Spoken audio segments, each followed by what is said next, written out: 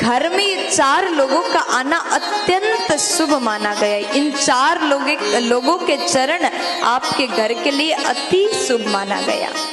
तो ध्यान से सुनिएगा, ये 4 लोग कौन हैं जिनके चरण घर में पड़ने से हमारे घर में सुख शांति आ जाता है।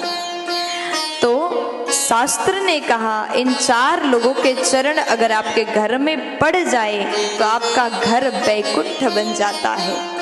सर्वप्रथम जामाता यानी दामाद, जमाई, जो भी आपके भाषा में बोलते हो वही आप मान लीजिए, सोच लीजिए, ठीक है।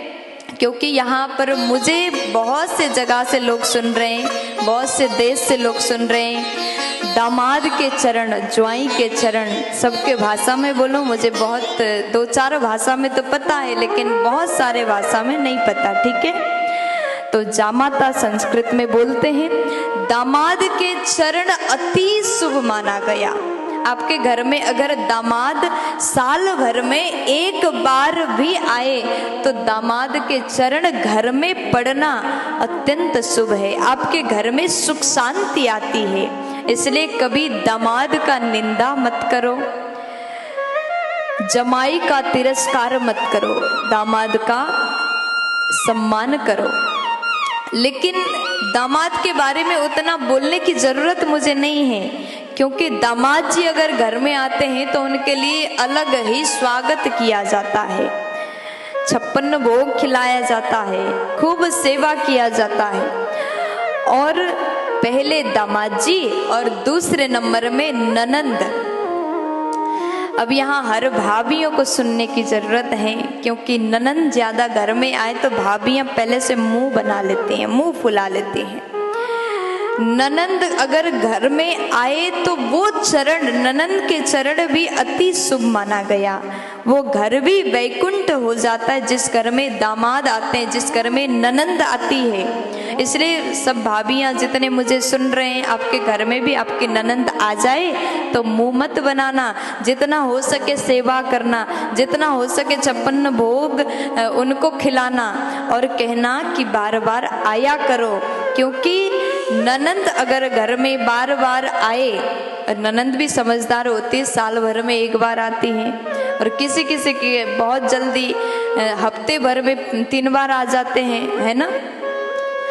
तो ननंद का सेवा करो, इनका चरण भी अति शुभ माना गया। तीसरे नंबर में कहा भांजा, ननंद के बेटा, भांजा के चरण भी अत्यंत शुभ है। घर में अगर भांजा आए तो भगाना मत, उनसे रूठ करके बात मत करना। भांजा के चरण भी आपके घर के लिए शुभ है, उनको भी घर में आना चाहिए। और चौथे नंबर में गुरुजन, महापुरुष, संत महापुरुष।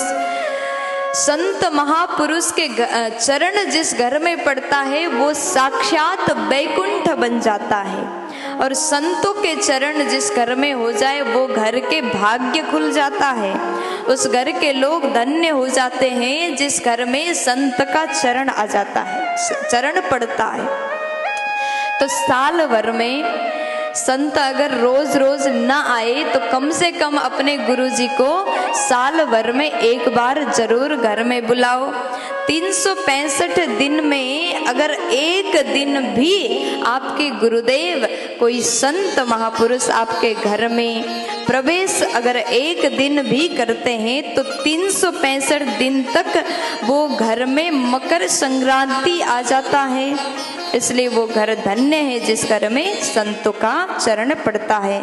ऐसा वर्णन मैं अपने मन से नहीं, ब्रह्म पुराण में किया गया है। तो आप सभी को ये बात का ध्यान देना चाहिए। दामाद, ननंद, भांजा और गुरुजन, ये 4 लोगों के चरण हमेशा पूजनीय है। ऐसा चरण आपके घर में पड़े तो घर वैकुंठ बनता है, उस घर में सुख शांति की कमी नहीं होगी। प्यार से बोल दीजिए ना, राधे।